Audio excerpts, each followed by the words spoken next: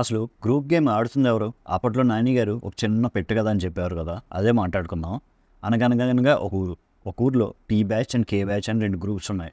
ఆ పేర్ల మీనింగ్ ఏంటన్నది ఎవరికి నచ్చిన వాళ్ళు నచ్చినట్టు అనుకుంటారు. ఏం పర్వాలేదు. టీ బ్యాచ్‌లో ఉండేవాళ్ళు Avinash, Teja, Gautam, Rohini and Nabeel. And K బ్యాచ్‌లో ఉండేవాళ్ళు నిఖిల్, పృథ్వీ, ప్రేరణ, యష్మి అండ్ విష్ణుప్రియ. సో, విష్ణుప్రియ ఏ బ్యాచ్‌లో ఉన్నా కూడా డమ్మీ పీసే ఆమె అనుకుంటది. సో, పెద్ద ఫరక్ ఏం పడదు మనకి. నా వరకైతే కే బ్యాచ్ ప్లే చేసింది గ్రూప్ గేమే. ఎందుకంటున్నా అంటే సోషల్ మీడియాలో ఎన్ నెంబర్ ఆఫ్ వీడియోస్ వీళ్ళ కోసం సర్క్యులేట్ అవుతున్నాయి అబ్బా. అండ్ 24/7 లైవ్లో కూడా చూశాను నేను. అండ్ అందులో కూడా చాలా సందర్భాల్లో పలానా పర్సన్ నామినేట్ చేద్దాం, పలానా పర్సన్ అనుకొని మనం తీసేద్దామని గ్రూప్గా డిస్కస్ చేస్తున్నారు. ఇంకోటి ఏంటంటే గౌతమ్ని చేద్దాం అంటే ఈ యొక్క సింబాలిక్ ఇండికేషన్ పెట్టుకొని మాట్లాడుతున్నారు వీళ్ళు. జీని చేద్దాం, జీని కన్నా నామినేట్ చేస్తే ఎన్ నామినేషన్ షీల్డ్ వాడతాడు కదా, ఆ షీల్డ్ పోతుంది. లేదంటే ఎన్ని డైరెక్ట్గా నామినేట్ చేద్దాం అంటే నబీల్ని డైరెక్ట్గా నామినేట్ చేద్దాం, ఆ షీల్డ్ వాడతాడు కదా, తనకు ఆ షీల్డ్ యూజ్ అయిపోద్ది అని.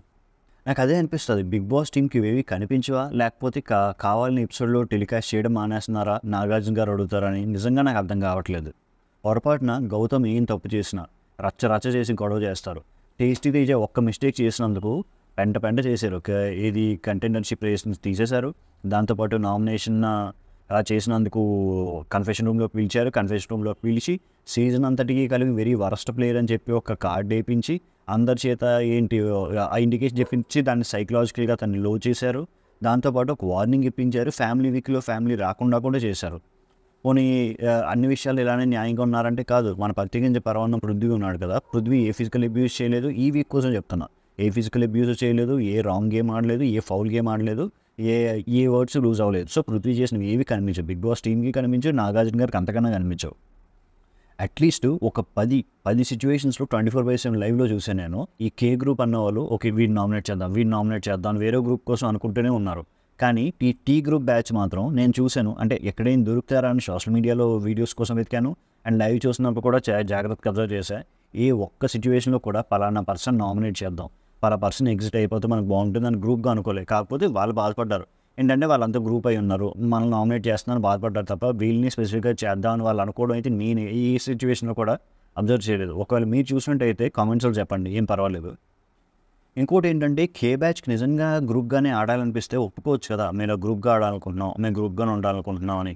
అది ఒప్పుకోరు. బయటకు చూడడానికి మాత్రం సోలో గేమ్ ప్లేలా ఉండాలి, కానీ లాన్లో మాత్రం గుంపులుగా ఆడుకోవాలి. వాళ్ళ క్లస్టర్డ్ గ్రూప్స్లో వాళ్ళు ఉండాలని. అంటే ఎలా బోయపడి మీమ్ టెంప్లెట్ ఉండాలి కదా, అది ఉండాలి, ఇవి ఉండాలి, కానీ బయటికి మాత్రం నైస్గా కనిపించాలి.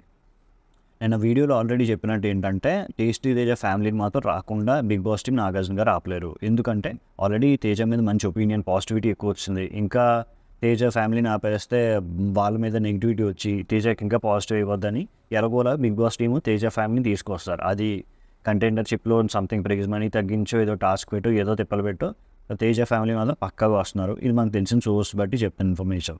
అండ్ ఈ వీక్ ఎలిమినేషన్ కోసం మాట్లాడుకుంటే వెరీ ఇంట్రెస్టింగ్ థింగ్, కే బ్యాచ్ నుంచి ఎలిమినేషన్ ఉంటుంది, అది ఫిక్స్ అయిపోయింది చాలా వరకు. ఒక లైటర్ వేలో చెప్తుంది ఏంటంటే యష్మి గారు కానీ పొరపాటు ఎలిమినేట్ అయితే, మళ్ళీ చెప్తున్నా యష్మి గారికి నేను చాలా పెద్ద ఫ్యాను, బాగా కాదు మామూలు బేభత్సమైన ఫ్యాన్ అనమాట, గిరగిరిగి తిరుగుతాను. సో యష్మి గారు కానీ పొరపాటుని ఎలిమినేట్ అయ్యారనుకోండి, మనకన్నా నిఖిల్ ఫ్యాన్స్కే చాలా అడ్వాంటేజ్. ఎందుకంటే నిఖిల్ది సోలో గేమ్ మళ్ళీ మనం చూడొచ్చు ఇన్ఫ్లుయెన్స్ తగ్గించి. సో నిఖిల్ విన్నింగ్ రేస్కి వెరీ నియర్గా ఉంటాడని నాకు అనిపిస్తుంది. తమ్మునిలో చెప్పా కదా తెలివైన వారికే అని, అది లైటర్ వేలో చెప్పాను. అది ఎందుకన్నా అంటే ఓపెన్ మైండెడ్గా ఉన్న వాళ్ళకంటే ఈ గ్రూప్ గేమ్ ఇది అంటే రిలీజ్ అయ్యి ఇది గ్రూప్గా ఆడుతున్నారు, లాన్ అని రిలీజ్ అయ్యి ఓపెన్ మైండ్ సెట్లో ఉన్న వాళ్ళకి వీడియో డెడికేట్ చేస్తూ ఆ వర్డ్ వాడాను, అంతకుమించి ఇంకేం లేదు. సో ఇది ఇప్పటికున్న ఇన్ఫర్మేషన్. మీకు షార్ట్ వేలో తెలియాలని నాకు వీలైనంత వరకు ఈ ఇన్ఫర్మేషన్ అంతా షార్ట్ చేసి ఈజీ లాంగ్వేజ్లో చెప్తున్నా. నాకు వీలైతే ఒక లైక్ చేసి ఛానల్ సబ్స్క్రైబ్ చేయండి చాలు. థ్యాంక్ యూ అండ్ జై హింద్.